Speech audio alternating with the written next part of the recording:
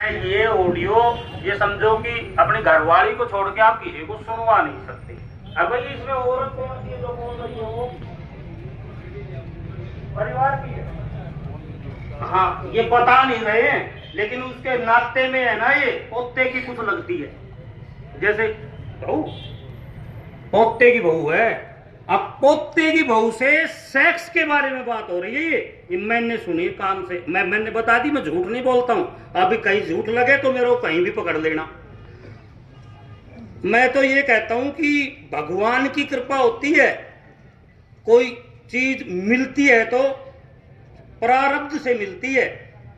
चौपाई में रामायण में भी लिखा होता है, जाको प्रभु दारुण दुख देई ताकि मति पहले हर ले। ये उसने, वो कोई पथ भ्रष्ट होगा, वही अपनी पोती को और वही जाके पर्चे बांटे हैं, तो कोई ना कोई कारण जरूर होगा। नहीं तो हम कोई रिश्ते के लिए अपने घर भी लड़की के या पड़ोसी के जिससे अपना झगड़ा हो रहा है उसके रिश्ते के लिए आए, हमारे से पूछे कि भाई ये लड़की है, इसका मैं रिश्ता कर रहा हूं, मेरा दोस्त है, कोई आगे पूछे, तो चाहे मेरी दुश्मनी हो उससे दोस्त है, अगर वो लड़की सही है तो मैं कहूंगा भाई मेरी जिम्मेवारी है लड़की में कोई कमी हो तो, और इसकी मेरी कोई जिम्मेवारी है लेन देन की, तेरी ये विचार मिले तो कर, बाकी लड़की एक नंबर है। और अगर लड़की के बारे में आपको ये पता है कि ये पथ भ्रष्ट है तो भी कहते भाई बच्चा है, देखो मैं तो यहाँ रहता नहीं हूँ, बाकी ठीक ही होगा और इससे मेरी बोलचाल नहीं है, आपको लगे इसमें गड़बड़, तो ये तो एक मतलब एक्स्ट्रा ऑर्डिनरी केस है। ये तो एक दादा अपनी पोती को बदनाम कर रहा है, अपनी सगी पोती को, समझो। तो मैं अब इसी बहुत ही मान सम्मान में आज यहाँ इकट्ठा हुए हैं, उस बहुत ही दर्दनाक परिस्थिति में हम इकट्ठा हुए हैं। हम अच्छे काम के लिए यहाँ इकट्ठा होते तो बहुत अच्छा होता, लेकिन आज जिस आदमी ने जो काम किया है, जिस बेटी के साथ किया है, वो घनश्याम जी की बेटी नहीं है, हमारे समाज की बेटी है। हम उस बेटी को न्याय दिलाने के लिए तन मन और धन से घनश्याम जी और पूरे समाज के साथ हैं। जहां भी हमारी समाज को जरूरत पड़ेगी, एक छोटे से बुलावे पर हम एक की कहने के ऊपर 10 आदमी आएंगे और हर मौके पर आपकी मदद करेंगे। इन्हीं शब्दों के साथ मैं अपनी वाणी को विराम देता हूं। धन्यवाद। मेरे पास भी 3 बेटी हैं और मेरा लड़का यही आपके पड़ोस में ही शादी की लड़के की मैंने, तो अपनी बेटियों के पास थोड़ा समय जरूर बिताया करो, उनके पास बैठो, उनसे पूछो, हाँ बेटा आज क्या किया था। थोड़ा हाँ बच्चों के साथ बैठना, हम बैठते नहीं कभी भी, लड़की एक कमरे में बैठी है, माँ एक कमरे में बैठी है, पिता एक कमरे में बैठा है, तो थोड़ा हाँ समय हमें देना पड़ेगा बच्चों को। जब तक हम समय नहीं देंगे, उनसे पूछेंगे नहीं, कोई बात हो, आजकल तो ये लव मैरिज की ऐसी चल पड़ी, अब माँ बाप मजबूर हो जाता है, लड़का बालिग है, लड़की बालिग है, माँ बाप कुछ कर नहीं सकता, तो बच्चों के पास बैठना चाहिए, पूछना चाहिए, बेटा कोई ऐसी वैसी बात है तो बता, ताकि दिक्कत नहीं है, बच्चे को समझा सके हम। और ये जो मैंने पर्चा पढ़ा था इसमें लिख रखा था ये रेस्टोरेंट खुल रहे हैं, इन्होंने तो बेड़ा गर्क कर दिया सारा, पता ही नहीं चलता। अच्छा, लड़कियां निकलती हैं घर से डांठा मार के, साथ में पिता निकल जाए पता नहीं लगता है मेरी लड़की है क्या। एक ये बना लिया जिसको देखो वही डांठा मार के चलता है, पता ही नहीं चलता। होटल में बराबर से लड़की निकल गई, पिता खड़ा हो पहचान नहीं सकता कि मेरी लड़की है। तो थोड़ा बच्चों के पास समय भी हमें देना पड़ेगा। और जो सैनिक सभा के जो साथी इस्तीफा दे के आए हैं, मैं इनकी प्रशंसा करूंगा जो उन्होंने एक सही कदम उठाया। और जब तक हम गलत व्यक्ति के खिलाफ इकट्ठे नहीं होंगे तब तक वो सीधा नहीं होगा, उसको सीधा करने के लिए हमें इकट्ठा होना पड़ेगा। और समाज का प्रधान भी ऐसे व्यक्ति को बनाओ जिसकी छवि साफ हो, क्योंकि जिसकी छवि साफ नहीं होगी वो समाज में क्या संदेश देगा। तो मैं भी कई साल समाज का प्रधान रहा हूं, तो मैं तो यही रिक्वेस्ट करूंगा कि इसके भाई के तन मन धन के साथ इसके साथ खड़े रहें, और जो पुलिस कार्रवाई करनी है वो भी करे। ये नहीं सामाजिक बहिष्कार तो है ही, पुलिस कार्रवाई भी करे इसके ऊपर। धन्यवाद। प्रकाश जी के साथ समय बिताना चाहिए और इको फ्रेंडली अपना रोजाना जब बच्चों के साथ टाइम बिताओगे तो अपने मन की बात बताएंगे, कहाँ गए कहाँ नहीं गए, और जो खुल के बात करोगे ना, जो फ्रेंडशिप हो जाएगी तो कोई ऐसी दिक्कत नहीं आएगी और सुधार जरूर होगा। और इसी कड़ी में मैं श्री राजेंद्र जी श्रेणी दादरी से जो पधारे हैं उनको आमंत्रित करता हूं, उनका तालियों से स्वागत करें। श्री राजेंद्र जी दूर दराज से पहुँचे सैनिक समाज के प्रमुख साथियों, महेंद्र का नाम केसरी निवासी मेरे साथी बुजुर्ग युवा सबको मेरा हाथ जोड़ के प्रणाम।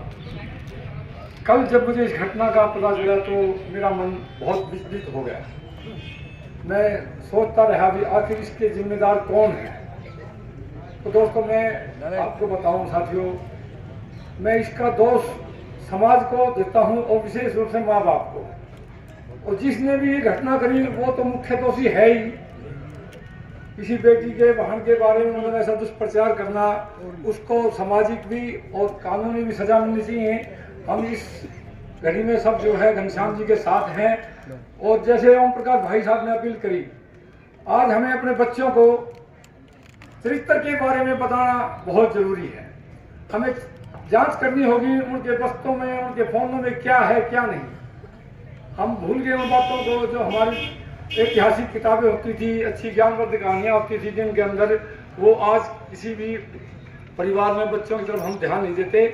और जो है एक ये विशेष ध्यान रखा कि चरित्र बच्चों के लिए बहुत ही बड़ी चीज़ है। तो आप सबको जो है अपने आने वाली पीढ़ी को शिक्षित करो। शिक्षा बहुत जरूरी है, लेकिन उसके साथ साथ में चरित्र भी बहुत जरूरी है।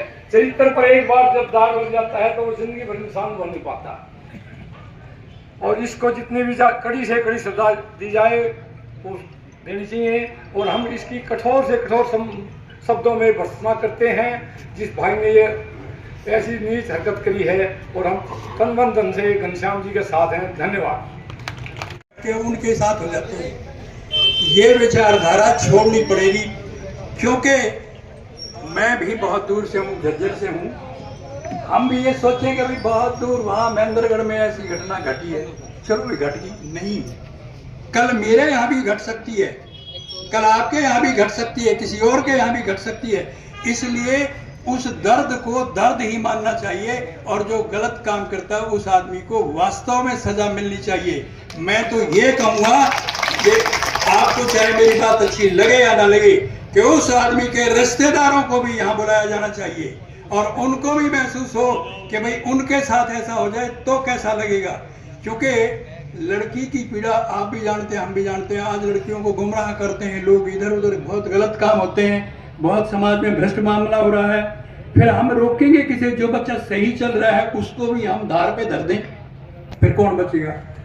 जो बचता है, जो खड़ा खड़ा रो रहा है, उस रोते हुए को अगर पुचकारेंगे नहीं, उसके प्रति सहानुभूति नहीं रखेंगे तो फिर बाकी का क्या हाल होगा? ये आप स्वयं सोच कर देखो। ये क्या है? ये एक सृष्टि का नियम है कि जब आदमी बच्चा होता है, लाड़ किए जाते हैं, जवान हो जाता है, शादी हो जाती है, बड़ा हो जाता है, बच्चे पाल के चला जाता है, तो फिर इस संसारिक व्यवहार को से परिचित कराएं बच्चों को भी हम। और ये जो बुरा हुआ है इसके लिए ये वास्तव में देखो, हम सोचते हैं हमारे पूरे हरियाणा से जो लोग आए हैं, आज हम सब घरों में पीड़ा की बात पहुंची है। हम सबको ही इसके प्रति पूरा सहयोग करना चाहिए। और हम कहीं से किसी काम को, एक बात और बताता हूँ आपको कि हम अगर 100 गिनते हैं तो किसी को एक कहना पड़ेगा, यहाँ से एक, यहाँ से एक, उधर से एक, कहीं से तो एक करेंगे तभी 100 बनेंगे। ये आज जो घटना घटी है यहाँ से एक शुरू कर दो, इसके बाद इंतजार ना करो कि फिर कोई बात होगी तो देखा जाएगा। आज तो वहां थी फला जगह पर, ये आज मेरा उससे कोई संबंध नहीं था, वैसे बुला लिया, वो एक फला आदमी ले गया और मैं चला गया, कोई बात नहीं। ये नहीं, ये पीड़ा मेरी है, ये पीड़ा आपकी है, ये आपकी है, आपकी है, सबकी है ये। और इसको सब अपनी समझ करके आगे के लिए सावधान हो। और फिर जो भी ऐसे बनते हैं बिरादरी के अंदर के भ्रष्ट हैं या ये सोचते हैं कि मौका लग गया हाथ में, बेवकूफ बना दो लोगों का, ऐसे लोगों से अगर गलती से वो आ भी जाएं तो आगे के लिए